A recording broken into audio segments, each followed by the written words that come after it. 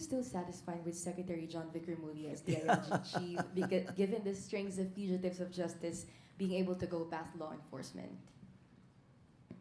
But yes, I don't know why that rumor went around. I think somebody wants his job.